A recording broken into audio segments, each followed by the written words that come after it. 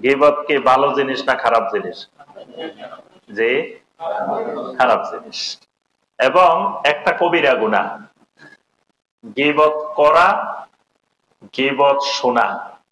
গীবত করাও কবিরা গুনাহ, শোনাও কবিরা গুনাহ। খালি করা কবিরা গুনাহ না, শোনাটাও কবিরা গুনাহ।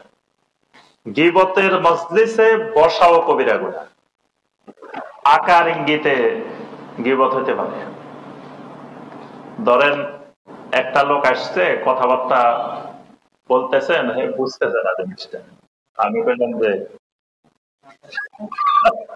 সরাসরি কইলাম না, সবাই কইলাম যে এটা কি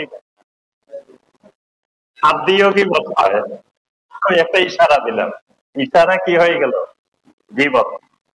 তারপরে একজনের ব্যাপারে কথা হইতেছে, আমি কইলাম যে মানে বাড়তি খাটো, এটাও গীবত।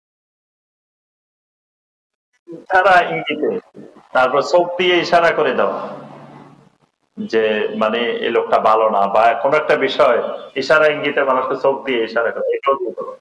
এটা গীবত শুধু কথা দিয়ে হয় না, গীবত বিভিন্ন মাধ্যমে গীবত হতে পারে।